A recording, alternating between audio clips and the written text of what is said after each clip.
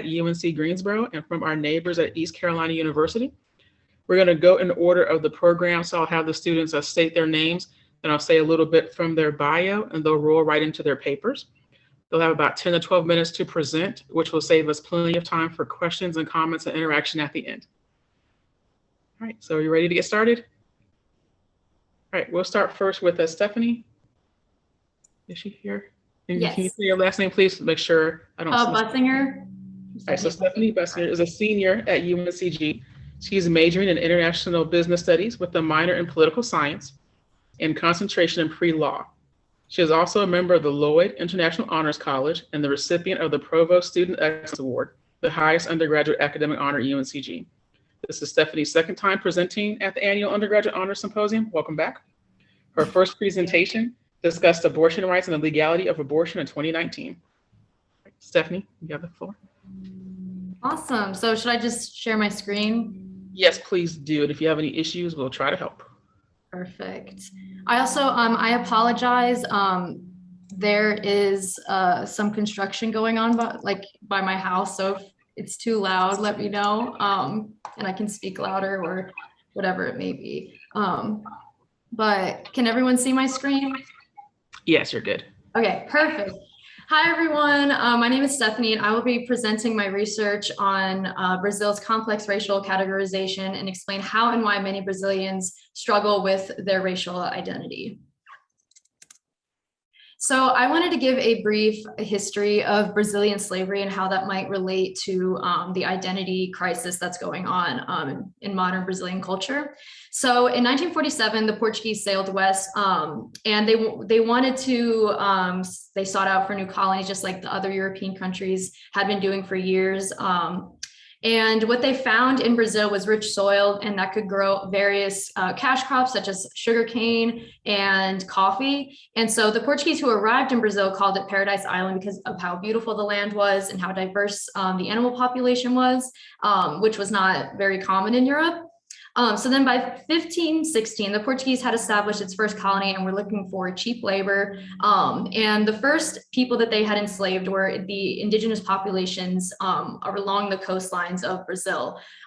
So actually, when they began enslaving the indigenous populations, the population of the indigenous people plummeted from 5 million people to hundreds of thousands. So at that point, the Portuguese were kind of desperate for cheap labor, so they began importing slaves from Africa. And Brazil imported some of the largest amounts of African slaves from Africa. So yeah, and they also had a group of people that would go around and basically hunt indigenous and runaway slaves. They called them the banderiches. And so they started to focus more on African slavery because it was just cheaper and the population had decreased. So by 1820, a new population was made up and there was a census done in that time where they found that nearly 70% of the coastal residents were of African descent. So that was already something that they had the Europeans had kind of established already. So by 1888, Brazil was actually the last country to abolish slavery. And so it is relatively new within their laws and culture to kind of talk about racism and talk about the racial disparities within Brazilian culture. So that's just a brief history. So I wanted to explain further social Darwinism and its effect on Brazilian identity. So because of globalization, it progressed social Darwinism through many European colonies. So towards the end of slavery, when it was abolished and everything, they needed the white Europeans needed a new method of categorizing themselves as like the higher status of people. So they developed a new and difficult mode of identification that was based on color of skin rather than, it was like the shades of skin rather than just, black and white. So it was basically against the reproduction between the pure races and the inferior races, just because they were overwhelmed with the amount of the people of color population that was increasing because of slavery. So they needed a new way to kind of put themselves on a higher status than everyone else. So colorism, it's different. Some of the things that I researched in my paper was the difference between colorism and racism in America versus Brazilian identity and colorism. So in America, there's basically just two broad categories, black or white, for example. But in Brazil, after social Darwinism, there became like this mixed race, which is a completely different race on their own. Because and typically in America, when someone is of mixed race, they identify as either black or white, or they identify in different ways. It all depends. But in Brazil, mixed is just like a solid race, and it's known as mulatto moreno, and it's a race that does not distinguish between black, native, or whites, and it's primarily created to establish a unified Brazilian identity, but it was also used to degrade those with darker skin tones, and later on I will discuss how they went about doing that with a lot of the European colonies and European influence on beauty standards. So the purpose was to establish a new identification system of dominance after the abolishment of slavery. Like I had mentioned, there was just an overwhelming amount of people of color that a lot of the white Europeans didn't like, and they felt like they needed to establish that higher status role just to have dominance still within the society. So the creation of the mulatto, which created an isolationist culture around people who were not in one of those two broad categories, and it was used to eliminate pure native and black identities. And so the purpose, or like the conclusion, or I guess the point of the whole thing, was to create a unified Brazilian identity that that was representative of the mixed cultures within Brazil, but it actually just created a completely separate issue that is still occurring today. So being mulatto has actually become a national identity in Brazil, and a lot of people take pride in that in Brazil, being mixed. But still a lot of people struggle. They don't know where the fine line is between mulatto and brown and white and native. So that's definitely reoccurring nowadays as well. So I wanted to discuss how the 20th century European immigration came into Brazil, and how that changed completely how Brazilians look at race and phenotypes and beauty standards and such. So the Europeans that had migrated, they migrated after World War II. They found safe havens in Argentina and Brazil, mostly from Italian and German populations migrated to Brazil and Argentina. But because there was already an established hierarchy of European whiteness, they had actually desirable phenotypes that brought on a stronger presence of European beauty standards. And they began, in a sort of way, whitening the diverse Brazilian population through miscegenation, I believe. I don't know how to pronounce it. But the objective was to build a lighter skin tone mulatto population, because the lighter you are, the more you are in society, more valuable you are in society, the more people respect you in society. So the lighter skin mulatto population was actually seen as intelligent, as superior, and actually representative of the Brazilian identity, even though you know, it was going from whitening to, or it was going from being darker skin to lighter skin, whitening, etc. So this actually furthered the gap between the mulattoes and the Black and Native population, and has actually created this large divide between them, and kind of they have become like racist towards each other and don't really identify with one another, or they just don't understand each other very well. So that's definitely one of the reasons why there's such a big issue right now in Brazil with identification. But yeah, so the 20th century European immigrants. So they wanted to completely erase Blackness. They wanted to completely erase the gene pool of Black people that were in Brazil. So they pushed lighter skin tone beauty standards. And like I said before, they became mulattoes became representative of the Brazilian identity. And so it became, as more Europeans began to immigrate to Brazil, there became a more normalization of white supremacy within just the media and just the overall population. And so many Brazilians have actually become unaware of the disparities and differences between races, because it is just so heavily normalized. So that is also part of the reason. And a lot of people in Brazil actually have, you know, they believe in white supremacy to the fullest extent. and they believe that a lot of Black people in Brazil believe they deserve what they get because they're not white. And it's very sad. So it's just so normalized that it's just become part of the culture. So encouragement of people of color to continue to try and get rid of the genetic pool of the darker skin tones, that is still relevant today. It's a little bit less aggressive than it was back a couple decades ago, but it's still very prevalent in today's society, where if you are a person of color who has darker skin tone and you marry someone that has whiter skin tone, you will automatically move up the hierarchy immediately, and you're kind of like treated as white. That was one of the phrasings that was used in one of my sources that I used in my research paper, but I'll go more into that as well.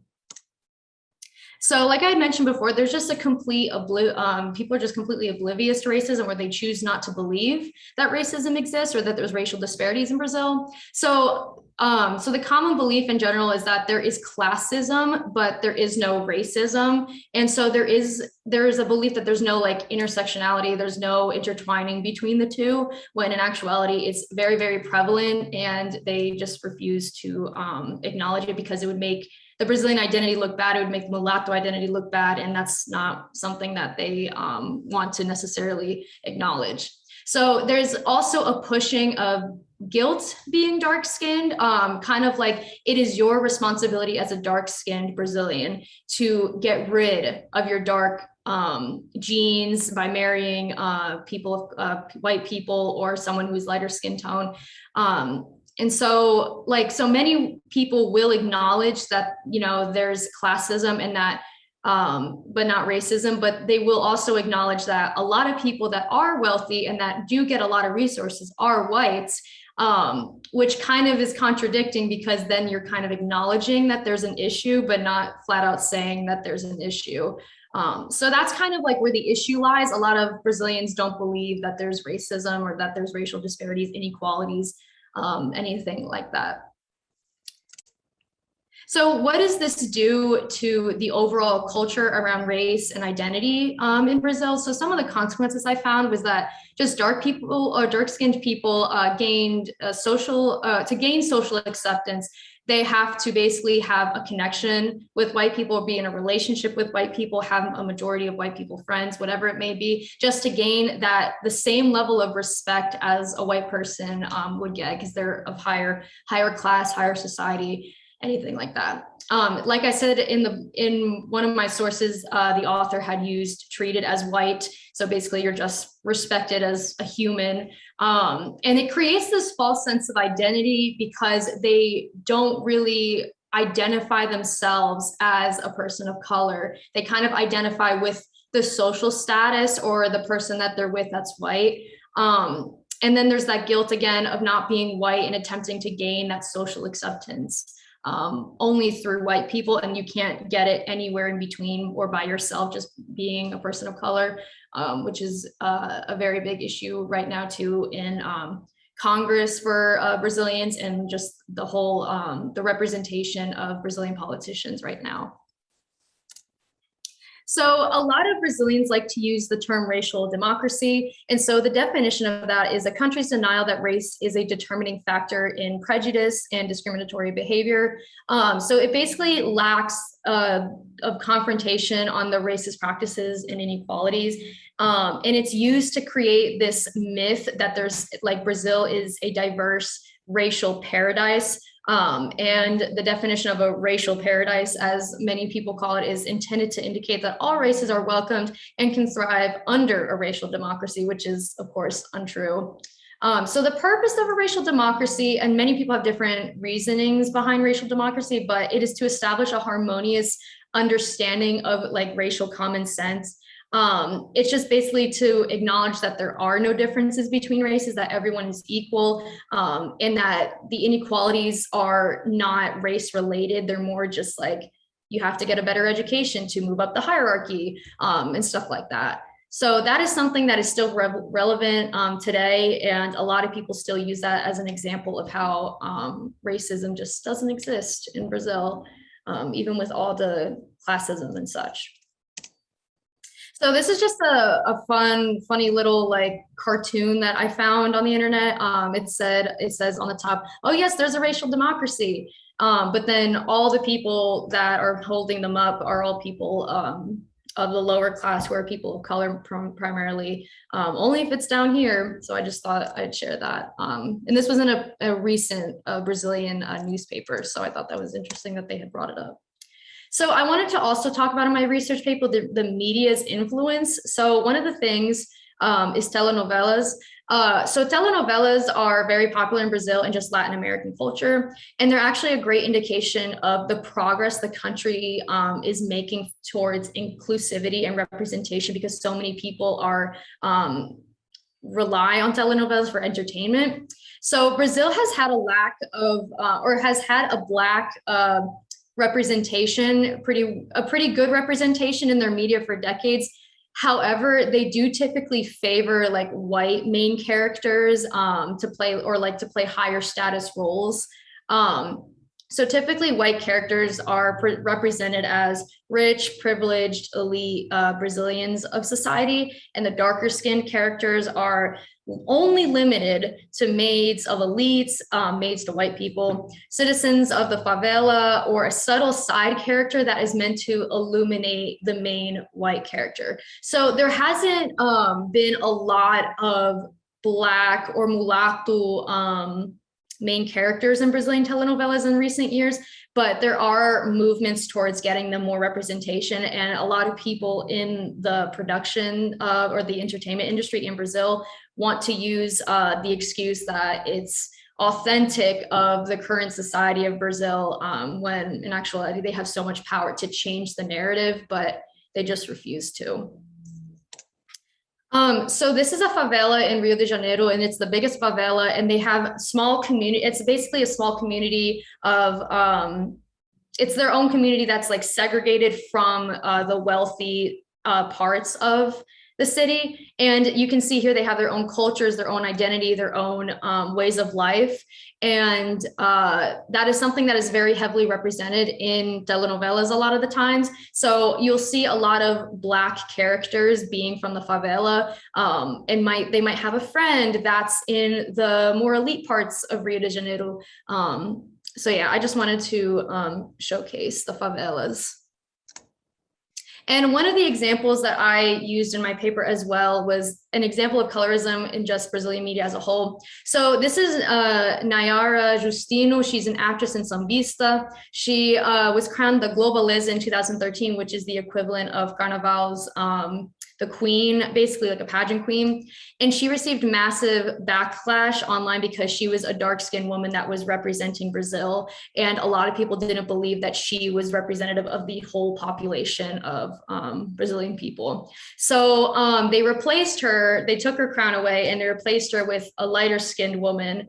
And even with all that, they actually still bullied her online and still gave her a hard time. And she had a hard time kind of getting back on acting and dancing again, because it was just so traumatizing for her. So that's just one example of the media having a lot of influence in people viewing the media as a way to be influential in Brazilian society. So another thing is Carnaval, which is the largest festival in the world, and it's held in Rio de Janeiro, which is also home to the largest favela in the country. So it's just basically music, dancing, a lot of movable floats. And this event is viewed worldwide. So a lot of people take the opportunity, a lot of Brazilian people take the opportunity to represent Brazil in a very positive light. So it's funny because the irony of it is that diversity is celebrated during festivals and like big showcasings of Brazilian identity and the Brazilian culture. But then once you leave that aspect on a more personal level, diversity is not very much, I guess, praised or encouraged. But racial democracy allows for the portrayal of certain groups to be upheld and valued without the guilt of acknowledging racism. So it's not just a racial struggle, but it's a class struggle as well. And a lot of the times the media doesn't really intertwine the two or doesn't really talk about the two. So that's just something that I was also interested in when I was researching.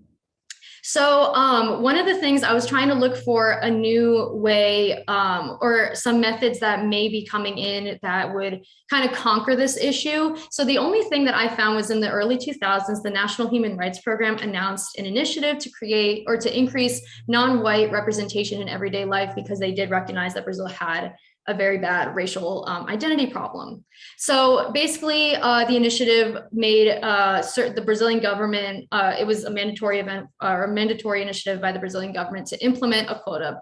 So the bill that was passed basically had stated 25% of Black people were required on TV programs, 40% of Black people were required on television advertisements, 40% of Black students were required at two Rio de Janeiro universities. But when I was reading this initiative, I kind of found some loopholes or some issues that I had with it that I don't believe really addressed the issue around racial identity in Brazil, because it's the issue of itself is that a lot of Brazilians, they struggle with that identity. So one Brazilian might look at someone and be like, you're Black, but another person could be like, oh, you're mulatto, or another person can even be like, no, you're white. So it's a lot of colorism has played a role in the issue with identity. So that was one of the things that I found was interesting about the initiative, is that it didn't actually address the issue too well, or that there was just some loopholes that people could get around or didn't quite understand. So it didn't really make it that efficient or effective, really. So it's a step towards the right direction in eliminating the past beliefs of racial inferiority and racial cleansing. But I think the first step is to at least acknowledge that racism exists within everyday life in Brazil, just with the general population, because there are some people that don't realize what race they are until much later on in life, because they're told from multiple people, you're this, you're that, whatever it may be. So yeah, that's what I had found. So in conclusion, a lot of the issues that have risen from the Brazilian identity come from colonization, come from white supremacy. And a lot of the colorism also comes from just whiteness, like a hierarchy from social Darwinism. And there's just this issue now that a lot of people are still facing. And there's actually, the good news is that there are some movements that are getting the ball rolling with kind of concreting what race is, what classification you are, and just it's moving in the right direction, but there's still a lot more to be done, especially with Brazil that has they kind of have an oppressive government right now that's a little bit corrupt. So my hope for the country is that they can move past all the political corruption and kind of get to the issue at hand when it comes to racial identity. But yeah, that's my presentation. That's my research. All right, thank you very much. So I will transition us to our next presenters.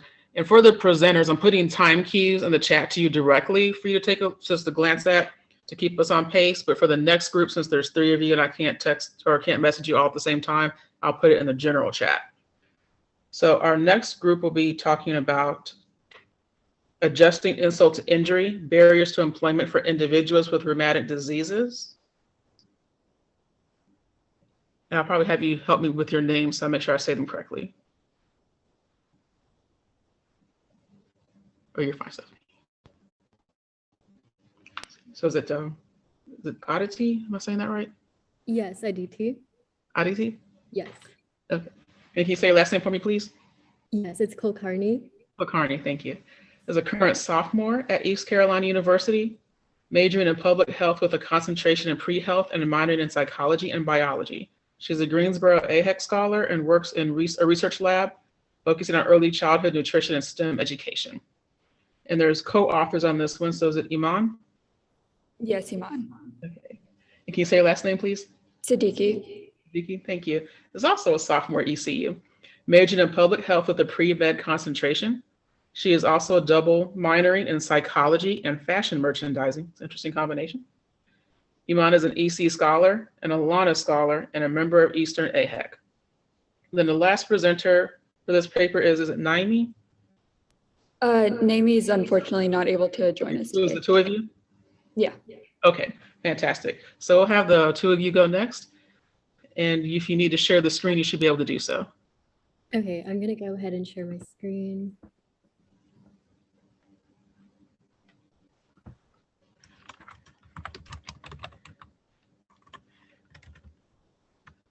All right, can you guys see that?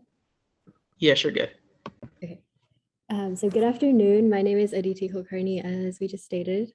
And I'm Iman Siddiqui. And unfortunately, Naomi and Olivia, the other co-authors of this paper, they're not able to join us today, but we will be presenting in their stead.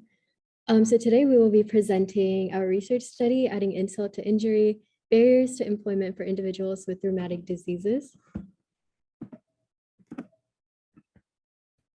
So we conducted this study under the guidance of Dr. Moore at the East Carolina Honors College. So rheumatic diseases are a specific classification of over 100 autoimmune and inflammatory diseases that are the result of the immune system targeting a person's joints, muscles, bones, and organs. And these diseases can cause several debilitating symptoms, including chronic joint pain, fatigue, brain fog, depression, and more. And these can restrict one's ability to complete major life activities, such as just getting dressed or walking without assistance. And despite the debilitating nature of most rheumatic conditions, the protections for patients under the American Disabilities Act are inexplicit. In the workplace, rheumatic diseases pose a unique set of barriers for employees. Several studies have indicated workplace barriers, such as a 2003 study conducted by the Boston University of Medicine, where 2/3 of employers with rheumatic diseases surveyed identified workplace barriers due to their conditions. The most common obstacles faced were in categories of physical activity, working conditions, task-related activities, and worksite access. 13% of employees were unsatisfied with the workplace accommodations to address these obstacles. A 2015 study at the University of Gothenburg suggested that there's a lack of awareness and understanding from employers causing these barriers.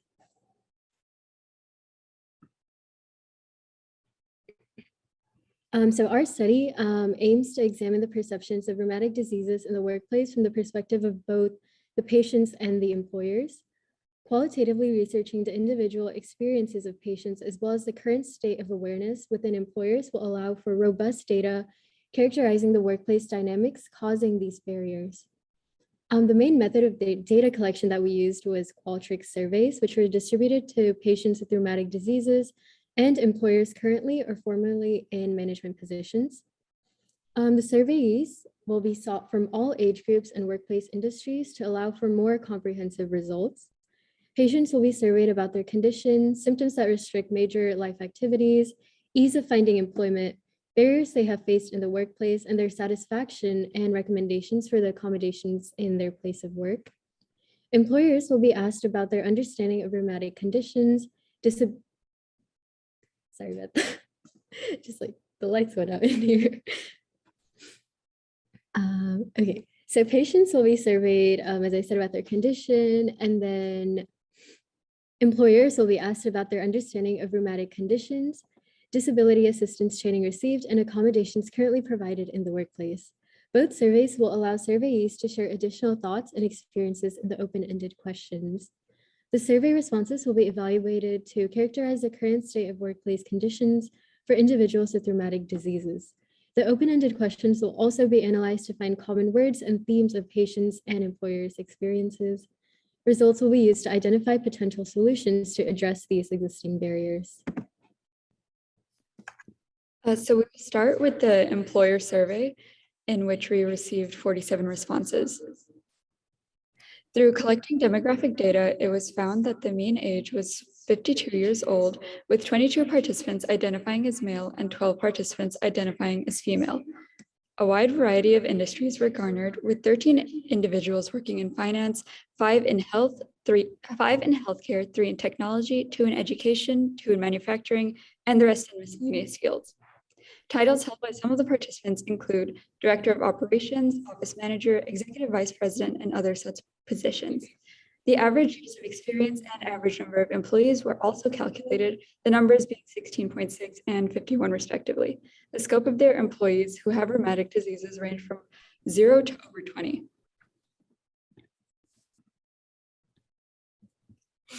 69% of respondents identified as Asian or Asian American, with the remaining 31% identifying as white or other.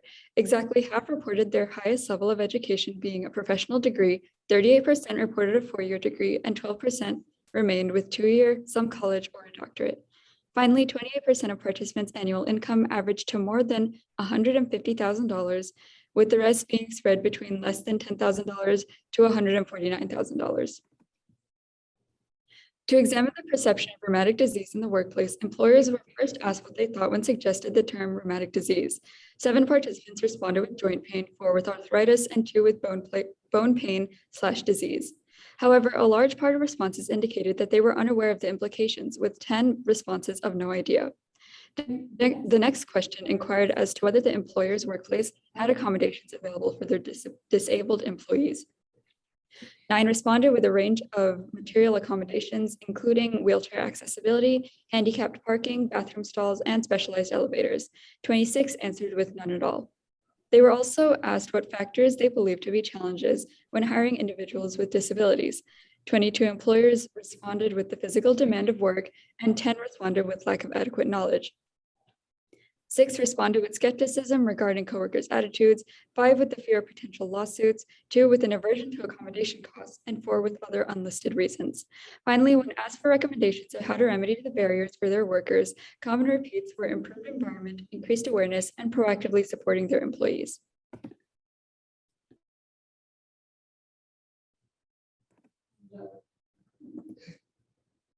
Over here, you can see displayed this data in some of these visuals. Okay, and then this brings us to our patient survey, in which we got over 100 responses from individuals who've been diagnosed with rheumatic conditions.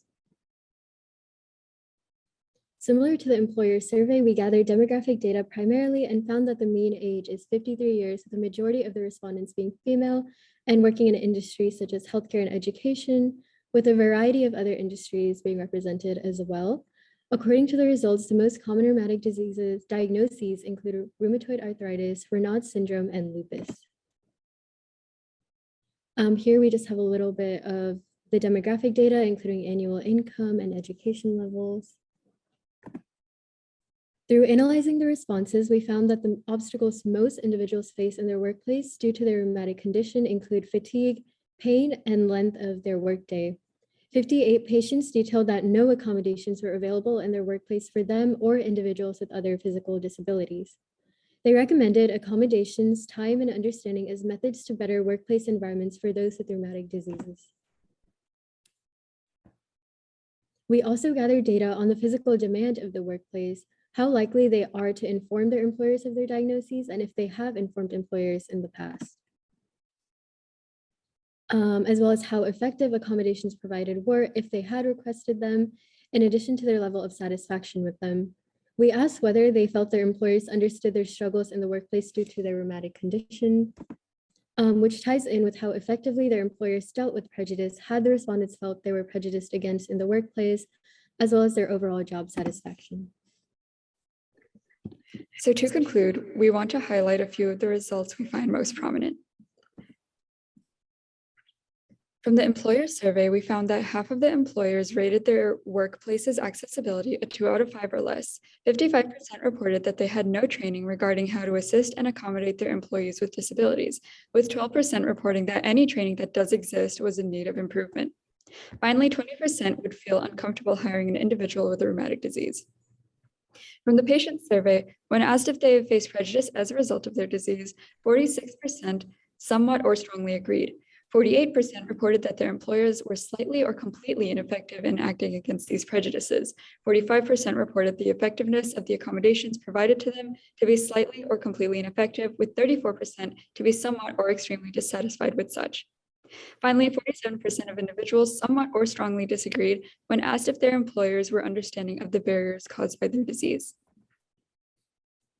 To summarize, our study found that the causes of workplace barriers were rooted in the absence of employer training regarding disability accommodations, the physical demands of work required, discomfort and lack of awareness surrounding rheumatic diseases, and a lack of understanding and openness between employer and employee. The main recommendations to combat these barriers are more flexibility regarding work hours and time off, along with more empathy and understanding from employers. The latter can be achieved through increased sensitivity training for employers to supplement awareness and foster a more comfortable environment for workers with rheumatic diseases. Finally, we wanted to leave you with a quote left by one of the survey responders. Before you consider what's fair to your able-bodied employees, consider that it isn't fair that your employee requesting an accommodation has an illness or disability. Thank you so much for listening and for giving us your time today. Here's all of our contact information if you would like to reach out to us individually.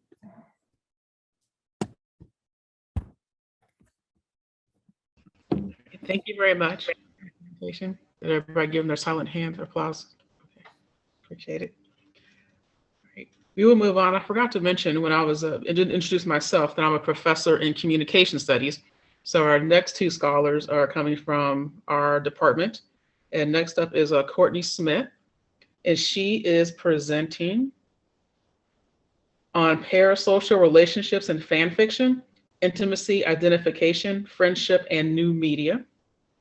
I'll share a little bit about Courtney while she gets her screen set up.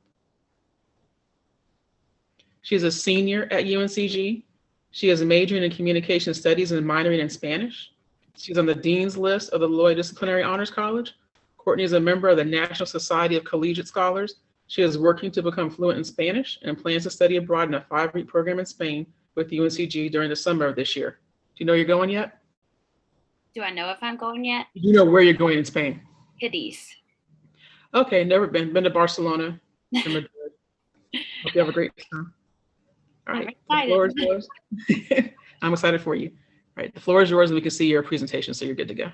Okay, good. So today I will be presenting based off of my senior honors project relating to parasocial relationships and how they connect to fan fiction through intimacy, identification, friendship, and new media. So to begin, I feel that it's quite important for me to share what exactly parasocial relationships are.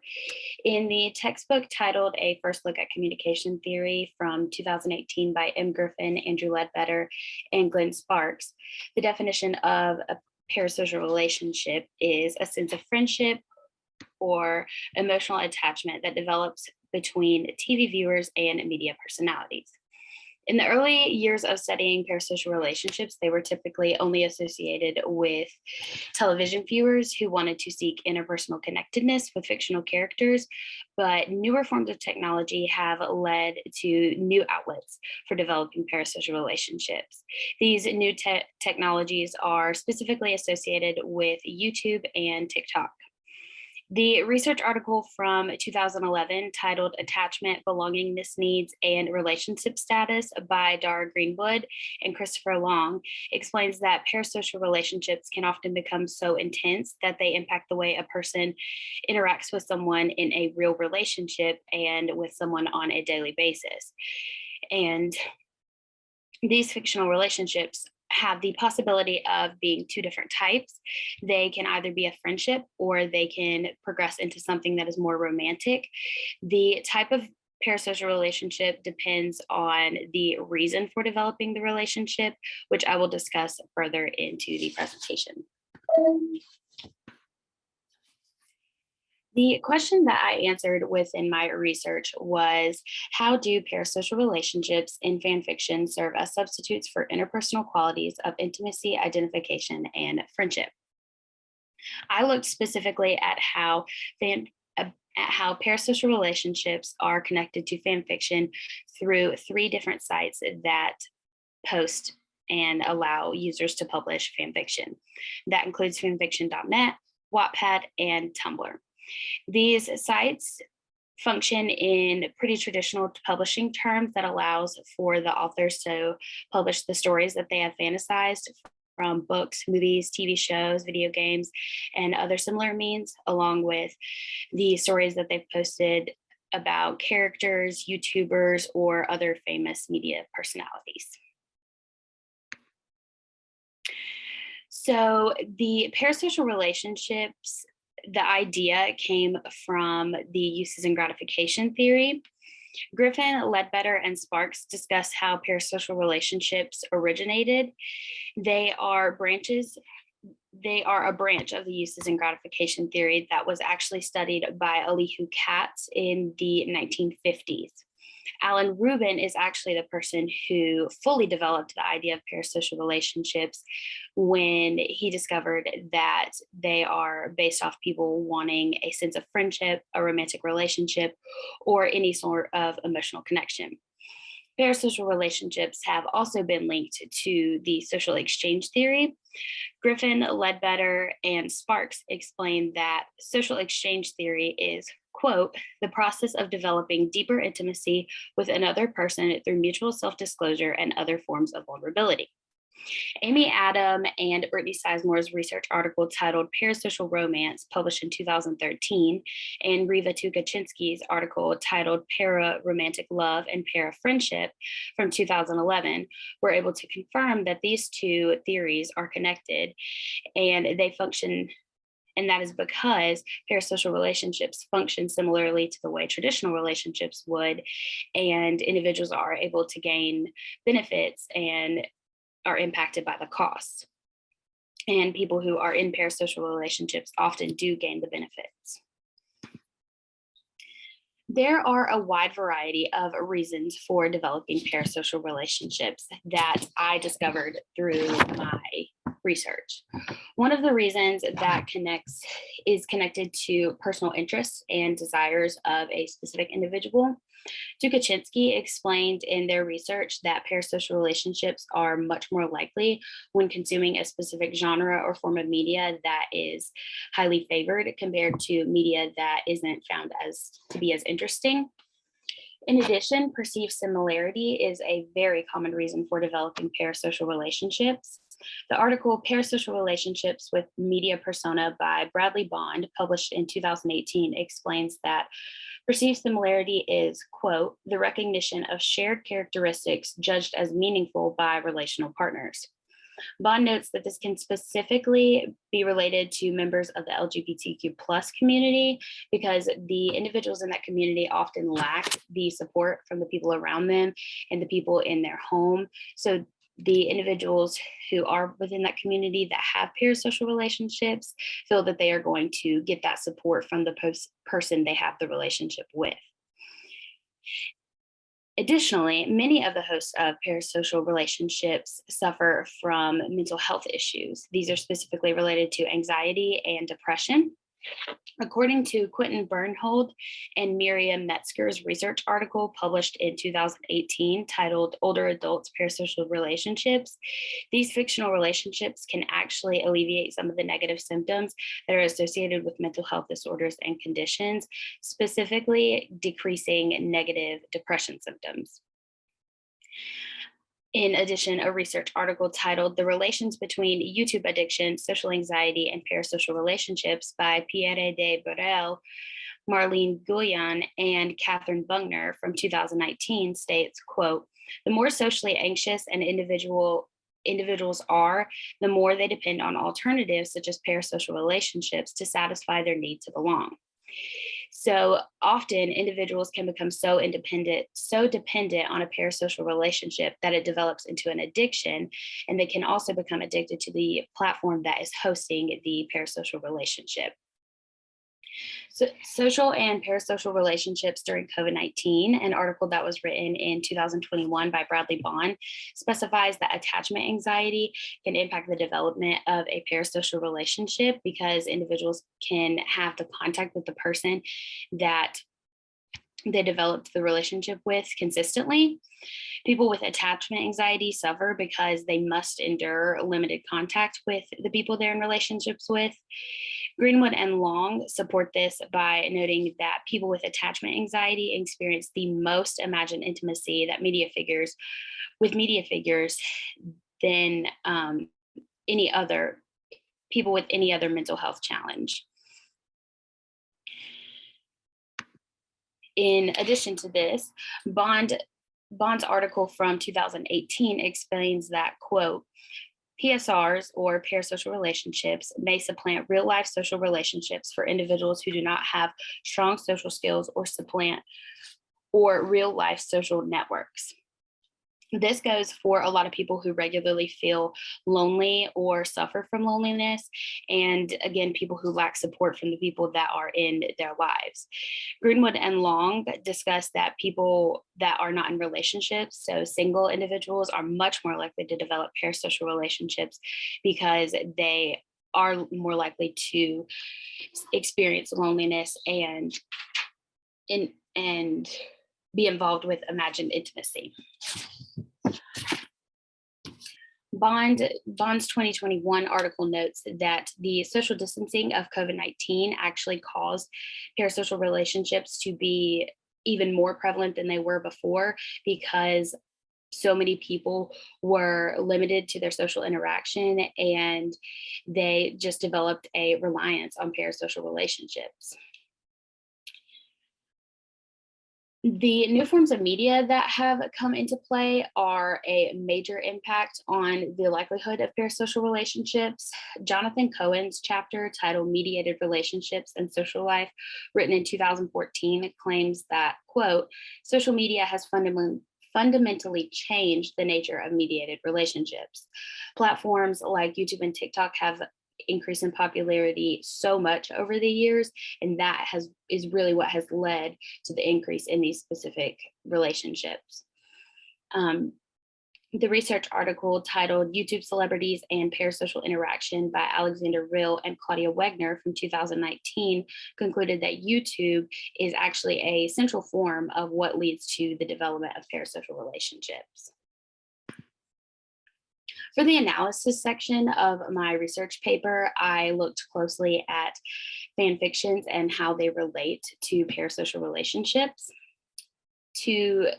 Before I go any further, I think it's important for me to explain what exactly fan fiction is. Jennifer Barnes' research article titled Fan Fiction as Imaginary Play from 2015 defined fan fiction as a story that is written completely by a fan of a television show, book, or other medium of entertainment that is completely fictional. The reason for making a connection between parasocial relationships and fan fiction is because Barnes states, quote, scholars have suggested that fan fiction writers tend to have especially strong parasocial relationships with the characters they choose to write about. This implies that the people who write fan fiction and read fan fiction are almost always going to be involved in some sort of parasocial relationship. In addition, fan fiction originally was only created about movies, TV shows, books, video games, but now that the new media has come around, there are a lot more options when it comes to fan fiction. This specifically relates to the new form of fan fiction that is called real person fiction. Barnes explains that real person fiction is, quote, a phenomenon wherein individuals write fan fiction about favorite celebrities rather than favorite fictional characters. This first example that I am showing you is relating to romantic parasocial relationships. In Greenwood and Long's article, they discuss imagined intimacy and how parasocial relationships and fan fiction connect to that. And in Tukachinsky's research, it connects to physical attraction to these fictional relationships and fan fiction. And this specific example relates to both of those topics. So I selected a fan fiction found on Wattpad that was written by the user CreepyMusic24.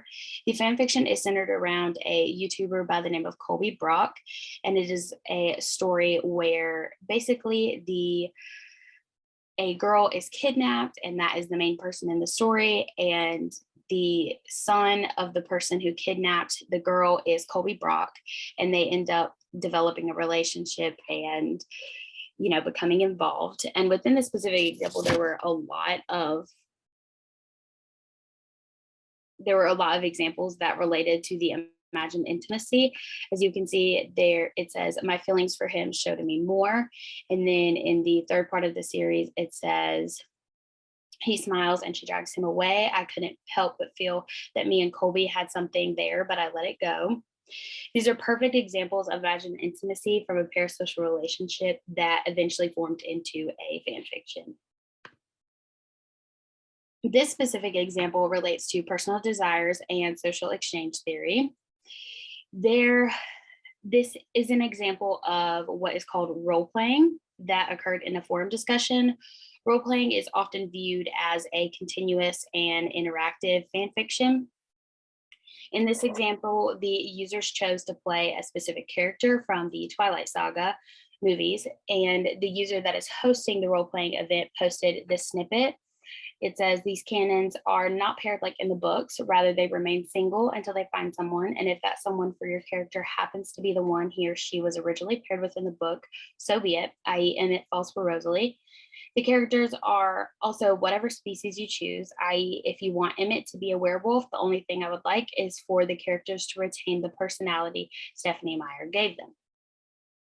This can be connected to parasocial relationships in two different ways. One way is that it can connect through the ideas of Cohen's research article, which is that individuals often utilize fan fictions and parasocial relationships in order to experience life through the lens of a character they want to be like. The other way that this connects is because a user that is participating may have a romantic parasocial relationship with a character from Twilight, so they will work to form a relationship with that character as they play as another character. This connects back to the ideas of Griffin, Ledbetter, and Sparks' discussion of social exchange theory, where a person will gain the benefits from mutual self-disclosure. The people involved are interacting and actively communicating, so they are able to mutually disclose to each other and receive those costs and benefits associated with social exchange theory. This next example can be connected to specifically a mental health condition, which is depression. On these sites, users can make personal requests relating to whatever fan fiction they want to have written and whatever topic. This specific request reads, can you please write something about Hotch comforting the reader, male preferably, but gender neutral is okay too, who's going through a depressive episode. I just want to be comforted by him right now. The person who made this request is referring to Aaron Hotchner, or Hotch, from the Criminal Minds TV show. And from this request, the individual made two very distinct points from this. That one, they are suffering from depression and a mental struggle at the moment, and two, that they have a parasocial relationship with Aaron Hotchner. This specifically connects to the ideas from Bernhold and Metzger that individuals are likely to turn to their parasocial relationships when they are struggling with mental health in order to decrease their depression levels. This user is working to maintain their parasocial relationship because of their depression. This specific example connects to anxiety. So the Tumblr user made this post on their profile talking about how they feel when they write a fan fiction. The specific parts of it that I want to know are the parts where it says, I'm cringe, this is not in character, it doesn't matter, that's not in character because these are my characters now. I'm projecting my own personal problems onto this story and I'm barely hiding it. I'm seeking validation. These are all very specific examples of racing thoughts that are associated with anxiety. And they feel that and this user seems to suffer from this, and this can also be connected to the low self-esteem that they are being challenged by as well. From an article published in 2008 titled Parasocial Relationships and Self-Discrepancies by J. Derrick, Shira Gabriel, and Brooke Tippin, states that, quote, current research demonstrates that parasocial relationships can have self-enhancing benefits for low self-esteem people that they do not receive in real relationships. So it is really likely that someone will go into a parasocial relationship and interact with fan fiction in order to gain validation from the person that they have a parasocial relationship with. This specific example continues with anxiety, but it connects to attachment anxiety. The user on Wattpad, which is SAPNVPS, they have written a variety of fan fictions that are published on their Wattpad, and they have a lot of conversations that indicate the reasons as to why they've developed parasocial relationships. They specifically have parasocial relationships with the characters from Buffy the Vampire Slayer and Teen Wolf, which are both television shows. This specific example is a comment that they made on their profile while writing a fan fiction, which says, "I'm so attached to Buffy and Teen Wolf, so this plot is honestly perfect for me, and it's so fun to write." This user is clearly acknowledging that they do have an attachment to the characters of these TV shows. They claim that the claim that they made relates to the research from Bond's 2021 article, which suggests that they experience attachment anxiety with these specific characters.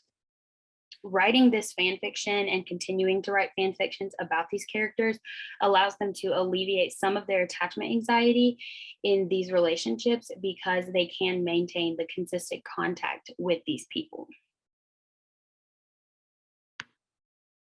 This next example Sorry to interrupt you, Courtney. Can we have you wrap up to your conclusion, please, if you don't mind?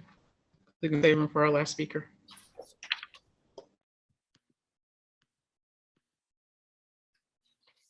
Okay, so to conclude, parasocial relationships and fan fictions are linked in a variety of different ways. New forms of media have led to parasocial relationships progressing even further than they were before. The research I conducted has led me to believe that the uses and gratification theory needs to be reanalyzed because of the modern factors that are impacting it. And regarding specific implications, I feel that it is important to consider how the concepts of parasocial relationships and fan fictions can be related to other aspects of communication, specifically considering how these relate with various social interactions and social constructivism. To conclude, the study of the connection between parasocial relationships and fan fiction is something that needs to be further explored due to the major advances that have been made in technology and digital media in many different ways. Great, thank you very much. Our final presenter is Marcus E. Keith. He is going to present his paper on how African Americans are portrayed in television and media spaces using cultivation theory. And while he is setting up, I'll tell you a little bit about him. Marcus C. Keith is a junior attending the University of North Carolina at Greensboro. He is a major in communication studies. He's also a member of Lambda Pi Eta Honor Society for communication majors and previously published in the Minerva magazine, which spotlighted his undergraduate capstone research. He's also a student in my intercultural communication class.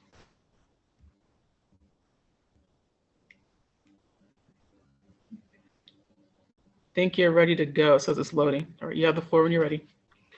All right, can everybody hear me and see? Yes, you're good. All right. Hey everybody, like Dr. Glenn said, my name is Marcus E. Keith, and today I'm going to be talking to you about how African Americans are portrayed in television and media spaces using cultivation theory. Now we're gonna pause real quick just right there. I know that is a very long name and you probably only know a few words in it, but it's all right. I'm gonna get you through it. All right, so in our society, we live by a lot of different quotes and proverbs, and two of those being representation matters and you can't be what you don't see. So we're going to unpack those two things with these next few examples.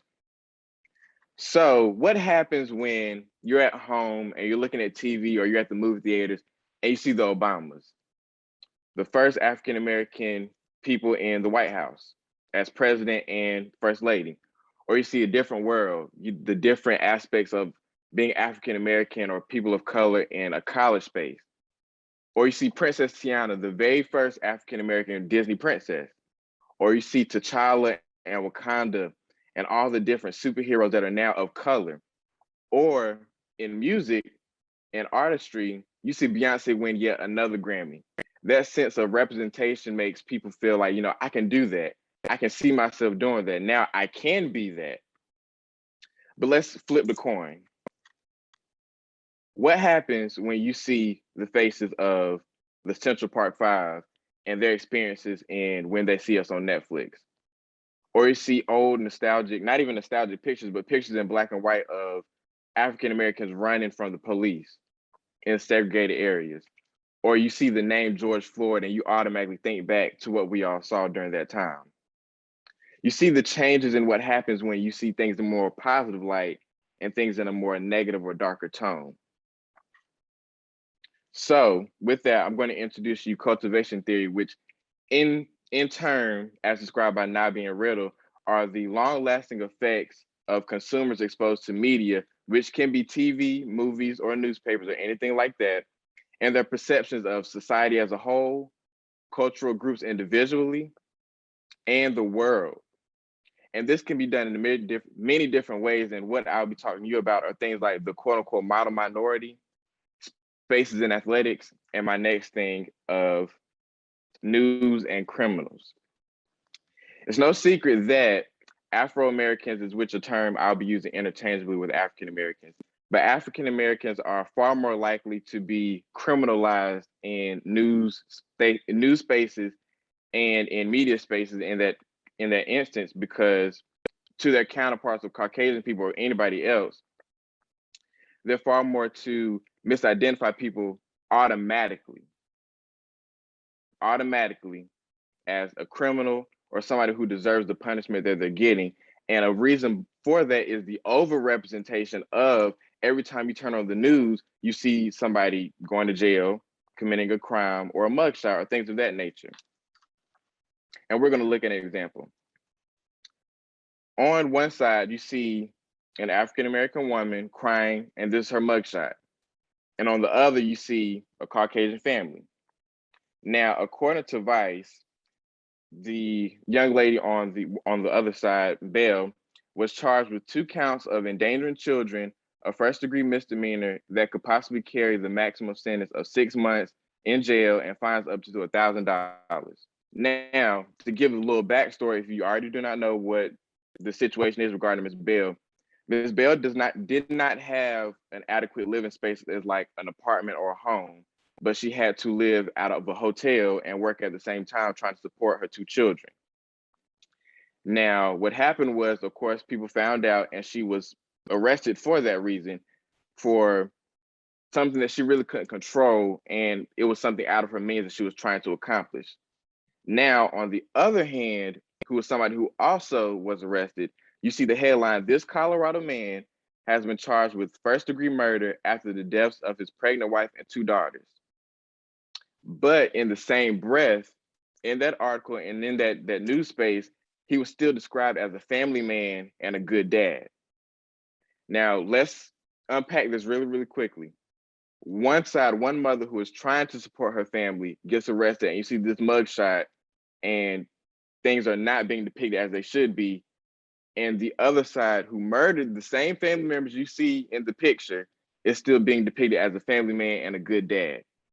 So you can already start to see those underlining tones of overrepresentation of criminalization versus that of other people. In my research, I found that, like I stated before, just plain and simple, African Americans are criminals in the news and in news and media spaces. And a lot of more times, Caucasian people and other people are perceived as victims. And like we mentioned before, this is because of the overrepresentation, the constant reminder and notions that African Americans are lawbreakers, are violent and deviant, and the underrepresentation of Caucasians, even if it was of the same crime, and contrasting to the actual crime rate if you actually looked it up. And another interesting fact that I want to point out that I found was that in our community, especially the African American community, there is this colorism, or the basis of how you're treated and identified by the tone of your skin. But what I found was that regardless of your skin tone, African Americans are going to be perceived as guilty as opposed to Caucasian counterparts. Now that we talked about news and criminals, we're going to talk about, switch over into not just those type of aspects, but how we see ourselves in society and as citizens, which brings me to the quote unquote model minority. So for those that do not know what this is, the model minority is the comparison of African Americans or any other socioeconomic group to another socioeconomic group. And in this instance, it's Asian Americans.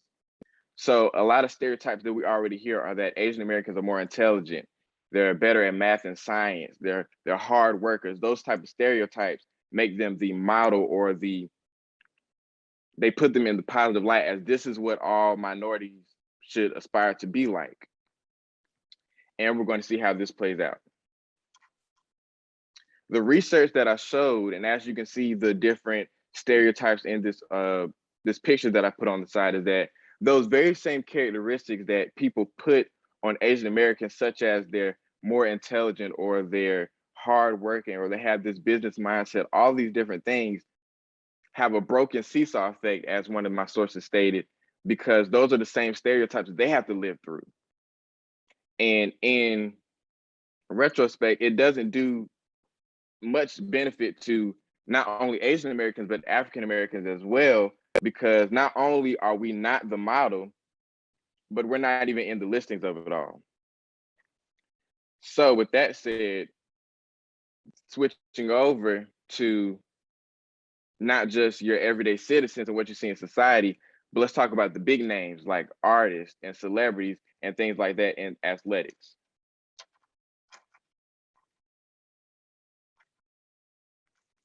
So, as we all know, from boxing to baseball or tennis to skating, a large number of athletes are African American. But what happens when, even though the large portion of athletes are African American, but the commentators, the people that are actually making the contract, the managers, all of those are of other ethnicities such as Caucasians? What happens when this could be your make or break deal in the long run by the way somebody perceives you? In my research, I found that a common theme was that the treatment as far as African Americans was not equivalent to that of other people. For example, in this little clip that you see of Serena Williams, was that she was portrayed as the angry Black woman stereotype, often referred to as or compared to that of a man. It's like going back to the model minority, if this is what an athlete is supposed to be and you step out of line, then just like that, your career could be ruined. You could be defamed, blackballed, all those different things. Also, another interesting thing that I found in my research was that Caucasian people were perceived or portrayed in the context of play-related praise. So if it was a touchdown, or if it was a goal, you would hear about it in the most godlike way. However, if an African American was to just step out of line just a little bit, that negative thing of those stereotypes will resurface. And like I said before, inevitably ruining careers and livelihoods. So in conclusion, using cultivation theory, I found that in all spaces of news, athletics, and just what you see in everyday society, African Americans go through a great deal of negative portrayal, the overrepresentation of certain stereotypes and things that we're trying to break down, but continue to resurface. And the reason why I chose to do this was because I wanted everybody, not just other African Americans, but everybody as a whole, to see the impact of what you see every single day, whether it's on your phone, on your TV, in movies, TV shows, all of that plays a part in as to how you see yourself and others. And here are my resources as follows. Thank you for your time.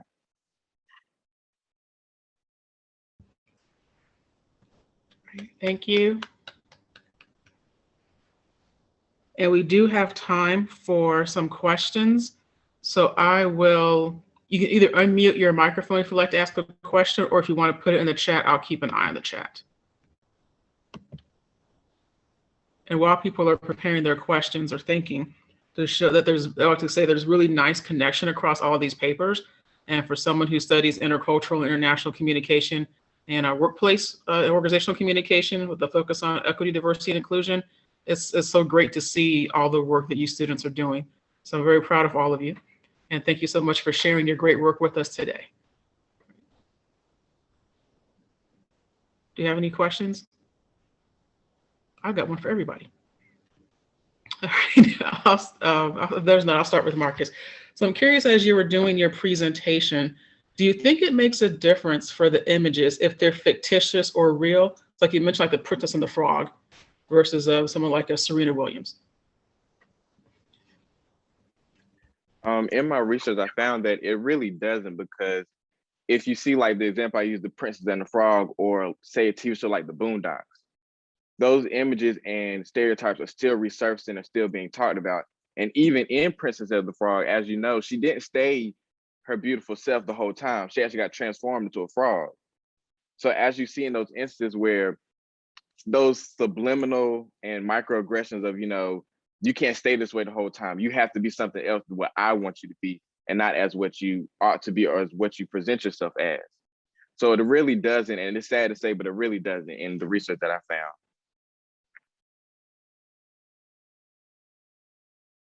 Great, thank you. Any others have questions? Hey, I don't have a question so much as a statement, Marcus. I was really interested in what you were saying about, particularly in sports, these trait attributions that get applied to African-American athletes. And it immediately got me to thinking, particularly in boxing, where you'll see people like Roy Jones Jr. or Mike Tyson, who are described in these very almost primitive tones of, oh, they're naturally gifted or naturally athletic.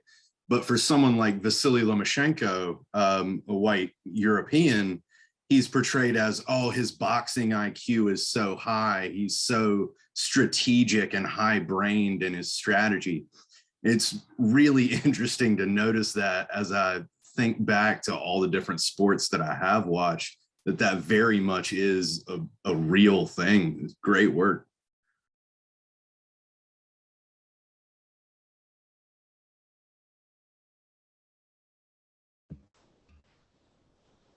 All right, thank you for the question or comment. Do we have any others? Yes, I have a comment. I don't have a question, I have a comment. Marcus is my grandson, my oldest grandson. I am very, very proud of him. Marcus, I think you did a fantastic job. Love you. Thank you, that's so sweet. Appreciate you saying that. Any other comments or questions? I'll just say that I think you all did a great job. I have a couple students in here, and I am so proud of you all and the work that you've done. And it's so wonderful to watch you apply these really complex theories to these really and sometimes personal and difficult stories to tell. And I am just so proud. I've seen so many of you grow up in this department, and I'm just so proud to see you here. So thank you for sharing your work. I know it's hard the first time around, and you did a great job.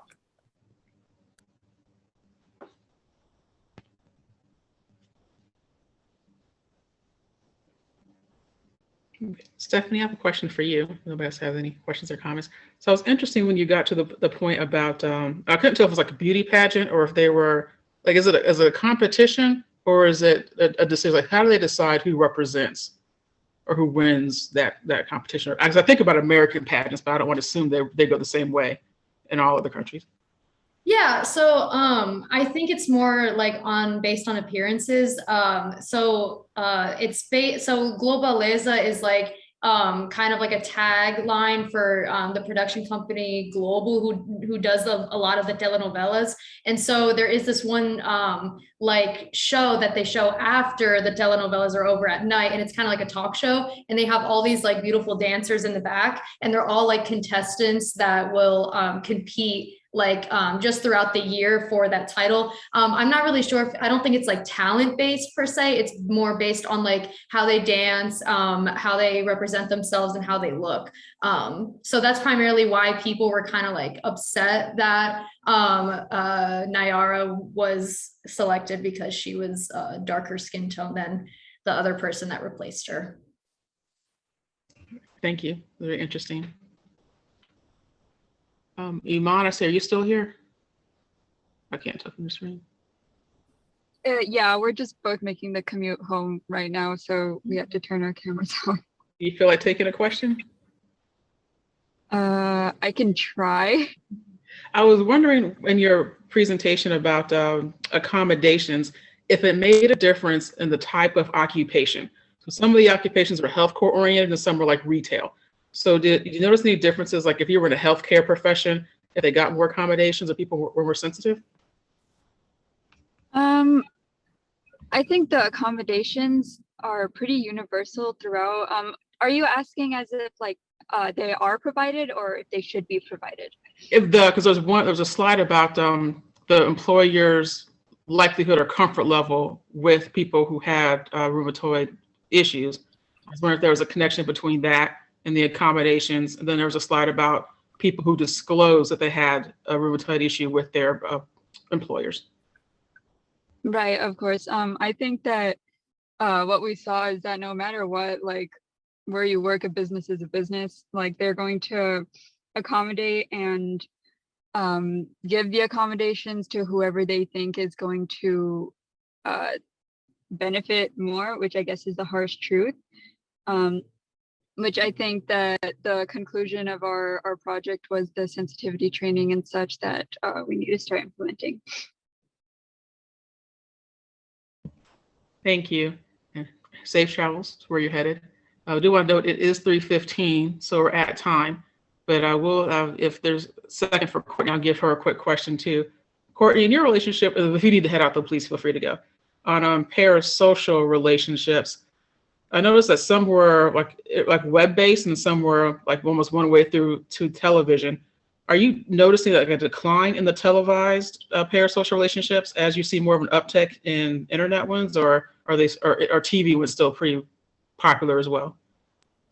I will say that I don't think that there's a decline in the television ones, specifically because of things like Netflix. And I mean, I'd say it's more focused on very specific television shows and movies because those are the ones that are popularized the most. But I don't think there's a decline at all in the television ones. I just think that there's a major increase in what you see from things like TikTok and YouTube. Okay, thank you. All right, we have another round of applause for all of our presenters. Y'all did an excellent job. All right, I hope you enjoy the rest of your day. Oh, and Marcus, you have a quick second. I'm going to ask, do you feel comfortable sharing your work with our class on Tuesday? Okay, fantastic. We'll put you on the agenda. Okay. All right. Have a great afternoon and hello to your family. And thank you for joining us.